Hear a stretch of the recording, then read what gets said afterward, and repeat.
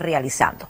Nosotros seguimos la conversación con el señor Francisco Pichón, coordinador residente de la oficina del Sistema de Naciones Unidas en Cuba, a propósito de mañana, 24 de octubre, cumplirse 79 años de esta importante organización. Seguimos nuestro diálogo y nos quedamos en que la ONU está presente sin lugar a dudas y conoce la realidad de los países que la integran y siempre será una misión fundamental de la ONU.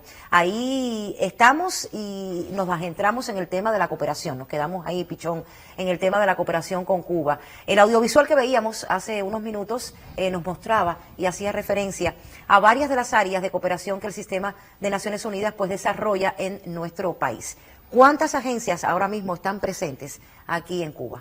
Bueno, el Sistema de Naciones Unidas en Cuba cuenta con 22 agencias, entre agencias residentes y agencias no residentes, que han firmado el actual marco de cooperación del Sistema de Naciones Unidas. Vamos entonces a hablar de los proyectos más significativos que ahora mismo tienen ya en plan. Sí. Bueno, en este momento hay alrededor de 48 proyectos que se implementan en el país, decenas de proyectos a nivel local, alrededor de 183 intervenciones o actividades que están todas amparadas bajo el actual marco de cooperación en diferentes áreas. ¿Cómo se concreta estos proyectos específicamente? Sí. Bueno, las agencias del Sistema de Naciones Unidas no determinan los proyectos son determinados por las prioridades nacionales y, como decía antes, existe un diálogo permanente con las diferentes secretarías técnicas de los macroprogramas que son parte del Plan Nacional de Desarrollo Económico y Social hasta el 2030. De ese diálogo con las secretarías técnicas, nosotros acordamos las prioridades alrededor de las cuales se generan los diferentes programas y proyectos que son implementados por las diferentes agencias conjuntamente con las contrapartes. Pero ni las agencias ni los socios de la cooperación presentes en Cuba determinan qué proyectos. Estos son el resultado de nuestro alineamiento a las prioridades nacionales, como aparecen en el Plan Nacional y como aparecen registradas dentro del marco de cooperación, que es el instrumento básico que utilizamos para asegurar que todo el trabajo del sistema está bien articulado y alineado a estas prioridades del país.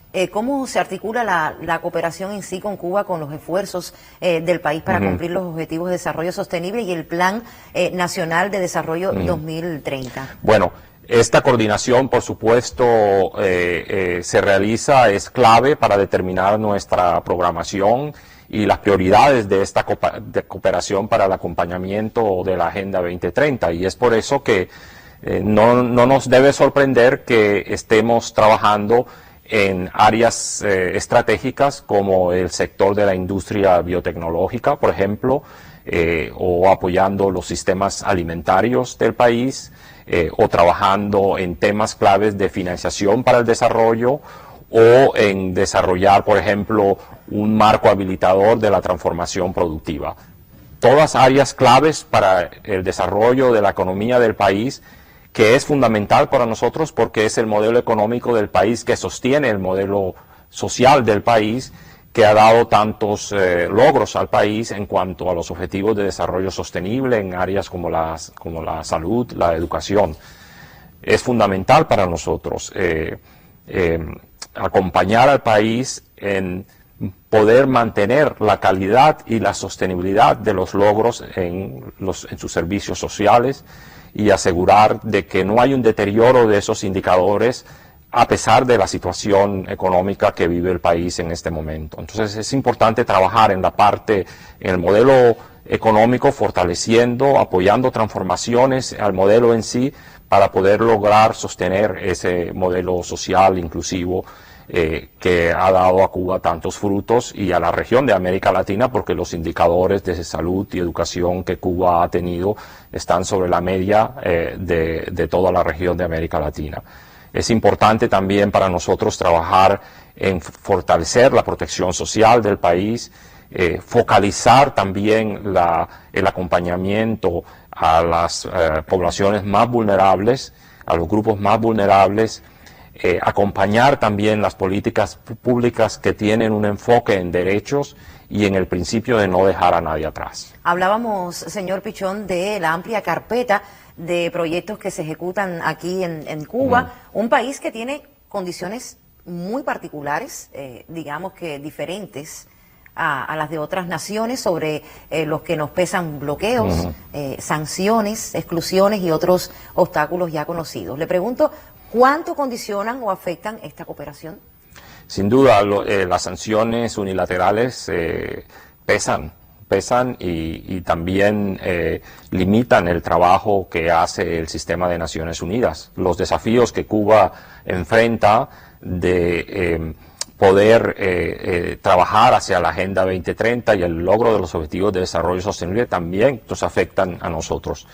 Por supuesto, varios expertos de Naciones Unidas, relatores especiales, trabajando con la Oficina del Alto Comisionado para los Derechos Humanos, han analizado las consecuencias negativas que tiene estas sanciones y en particular la inclusión de Cuba en la lista de países patrocinadores de terrorismo.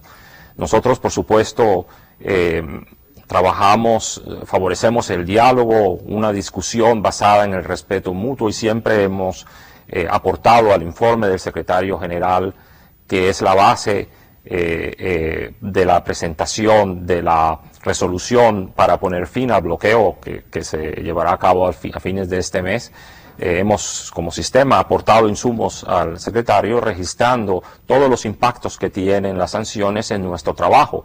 Tenemos limitaciones en cuanto al uso de proveedores para nuestro apoyo. Tenemos todo tipo de desafíos para recibir adquisiciones e insumos para nuestro trabajo, fletes muy costosos, restricciones en cuanto a servicios financieros. En fin, trabajamos bajo esos desafíos y debo decir, al mismo tiempo, trabajar bajo esos desafíos, porque no podemos quedarnos con los brazos cruzados, genera también capacidades de innovación que no emergerían en nuestro trabajo si estuviésemos trabajando en un contexto libre de problemas y desafíos. Ahí quería llegar justamente. ¿Cree, en su opinión, se podría hacer mucho más de no tener Cuba esta condición de país bloqueado? Repito, sin duda podríamos hacer mucho más. Uno de los principales impactos de las sanciones son las restricciones en cuanto a la financiación para el desarrollo, en la cual como sistema de Naciones Unidas nosotros trabajamos sin parar para poder buscar nuevas alianzas del país con instituciones financieras que puedan aportar recursos al nivel y la escala que el país necesita para poder efectuar una transición energética, que es el compromiso nacional, o una transición digital también, que es una prioridad para el país. Sin duda tenemos y enfrentamos muchos desafíos y los recursos que el sistema de Naciones Unidas puede generar en verdad son modestos comparados a la movilización que ya el país hace para enfrentar todos estos desafíos, y creo que en el anterior segmento hemos visto la escala de estos esfuerzos del país. ¿Cómo usted evalúa la cooperación entonces con las contrapartes cubanas y también todos los resultados que se han alcanzado? Sí, bueno, como he enfatizado antes, hay una excelente coordinación con el MINSEX para la respuesta a situaciones de emergencia como lo que enfrentamos hoy, también con la defensa civil. Hay una buena, excelente coordinación con las secretarías técnicas de los macroprogramas para establecer las prioridades. Sí, trabajamos bajo muchas presiones, un contexto operativo bastante difícil, pero la buena comunicación que tenemos con las autoridades y las soluciones coordinadas con ellos siempre nos alienta para seguir adelante y servir al país.